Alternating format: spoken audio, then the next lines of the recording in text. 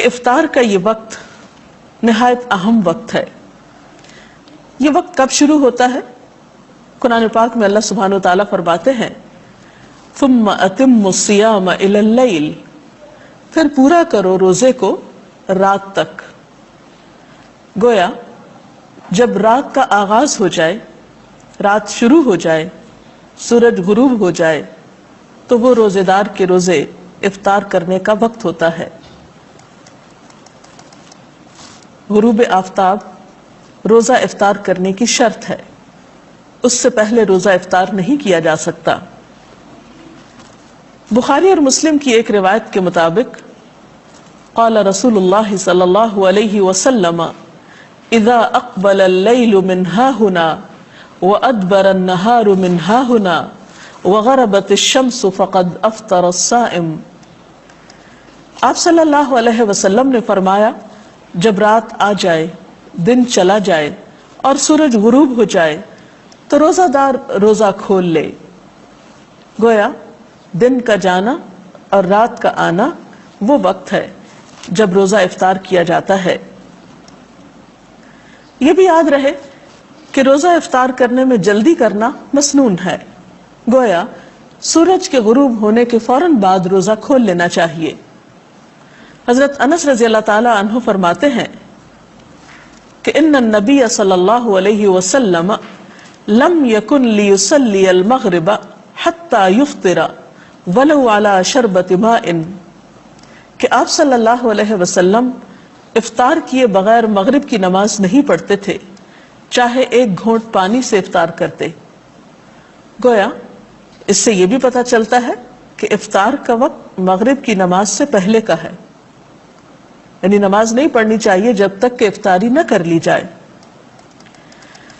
حضرت سہل بن سعد سے روایت ہے کہ رسول اللہ صلی اللہ علیہ وسلم نے فرمایا لوگ برابر بھلائی پر رہیں گے جب تک کہ روزہ کھولنے میں جلدی کریں گے۔ جیسا کہ سحری کے بارے میں گفتگو کرتے ہوئے آپ کو بتایا گیا تھا کہ بہت جلدی سحری کرنے کی بنسبت تاخیر سے سحری کرنا لیکن وقت کے اندر زیادہ افضل ہے۔ اسی طرح افطار میں بھی بہت تاخیر نہیں کرنی چاہیے کہ مثلاً رات کا جب بہت اندھیرا ہو جائے، عشاء کی نماز کا وقت ہو جائے تو ایک شخص سمجھے کہ اب افطار کرنا زیادہ ثواب کا باعث ہے کیونکہ میں نے سب لوگوں سے 1-1.5 گھنٹہ زیادہ لمبا روزہ رکھا ہے اور دیر سے کھایا پیا ہے، تو ایسا کرنا کچھ ثواب کا باعث نہ ہوگا بلکہ الٹا سنت رسول صلی اللہ علیہ وسلم کی مخالفت ہوگی۔ تو آپ نے فرمایا کہ لوگ بھلائی پر رہیں گے جب تک کہ افطار میں جلدی کریں گے، گویا اعتدال میں رہیں گے۔ تو اس سے یہ پتہ چلتا ہے کہ ہمارا دین ہمیں ہر معاملے میں اعتدال کا سبق دیتا ہے، انتہا پسندی ہمارے دین کا حصہ نہیں ہے۔ پھر اسی طرح ہم دیکھتے ہیں کہ آپ صلی اللہ علیہ وسلم نے فرمایا، حضرت انس رضی اللہ تعالیٰ عنہ سے روایت ہے اور آپ جانتے ہیں کہ حضرت انس رضی اللہ تعالیٰ عنہ حضور اکرم صلی اللہ علیہ وسلم کی خدمت میں 10 سال تک رہے۔ وہ کہتے ہیں کہ آپ صلی اللہ علیہ وسلم نماز مغرب سے پہلے تازہ کھجوروں سے روزہ افطار فرماتے، اگر تازہ کھجوریں نہ ہوتی تو خشک کھجوروں سے افطار فرماتے، اگر خشک کھجوریں نہ ہوتی تو چند گھونٹ پانی سے ہی افطار فرما لیتے۔ تو اس سے پتہ چلتا ہے کہ دوسری چیزوں کی نسبت کھجور سے روزہ افطار کرنا آپ کو زیادہ پسند تھا، گویا آپ کی سنت اور آپ کی پسندیدہ چیز کھجور سے روزہ افطار کرنا ہے، اور کھجوروں میں بھی تازہ کھجور۔ لیکن ضروری نہیں کہ ہر شخص کے پاس کھجوریں ہوں، اور یہ بھی ضروری نہیں کہ تازہ کھجوریں ہوں، تو اگر میسر ہو، ممکن ہو تو ایسا کرنا زیادہ بہتر ہے، اور اگر یہ چیز میسر نہ ہو تو اس کے بعد پانی پینا زیادہ بہتر ہے، کیونکہ پانی پاک کرنے والی چیز ہے۔ افطاری کے سلسلے میں ایک اور بات کا ہم سب کو خیال رکھنا چاہیے کہ یہ وقت بھی دعاؤں کی قبولیت کا وقت ہے۔ جیسا سحری کے سلسلے میں آپ کو بتایا گیا تھا کہ وہ وقت ذکر الہی کا وقت ہے، دعاؤں کی قبولیت کا وقت ہے، اسی طرح افطار کا وقت بھی دعاؤں کی قبولیت کا وقت ہے۔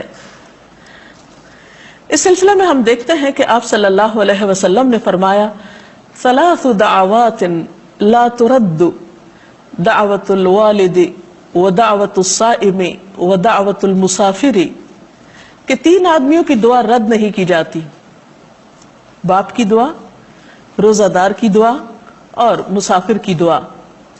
تو گویا انسان ان تینوں حالتوں سے فائدہ اٹھا سکتا ہے۔ والدین کو اپنے بچوں کے لیے خصوصی دعائیں کرنی چاہیے، اسی طرح روزہ دار افطار کے وقت خاص طور پر دعا کرے، دن میں بھی دعا کر سکتا ہے لیکن خصوصاً افطار کے وقت، اور اسی طرح مسافر بھی عام دنوں کی نسبت سفر کی حالت میں اللہ تعالیٰ کے زیادہ قریب ہوتا ہے، اس لیے اس کو اس موقع سے بھی فائدہ اٹھانا چاہیے۔ افطاری کے لیے آپ صلی اللہ علیہ وسلم نے خود بھی دعا سکھائی ہے۔ عن ابن عمر قال كان النبي صلی اللہ علیہ وسلم اذا افطر قال ذهب الظمأ وابتلت العروق وثبت الاجر ان شاء اللہ، جس کا ترجمہ ہے پیاس ختم ہو گئی، رگیں تر ہو گئیں اور روزے کا ثواب پکا ہو گیا انشاءاللہ۔ اسی طرح افطار کی کچھ اور دعائیں بھی آپ نے سکھائیں۔ حضرت معاذ بن زہرہ سے روایت ہے کہ نبی صلی اللہ علیہ وسلم جب روزہ افطار کرتے تو فرماتے اللہم لک صمت وعلی رزقک افطرت، اس کا ترجمہ ہے اے اللہ تیرے ہی لیے میں نے روزہ رکھا اور تیرے ہی رزق پر میں نے افطار کیا۔ جیسا کہ آپ جانتے ہیں کہ افطار کرنا اور افطار میں جلدی کرنا بابرکت ہے، اسی طرح افطاری کے وقت بھی دوسروں کی غمگساری اور دوسروں کی دلجوئی اور دوسروں کے حقوق کا لحاظ رکھنا بہت ضروری ہے۔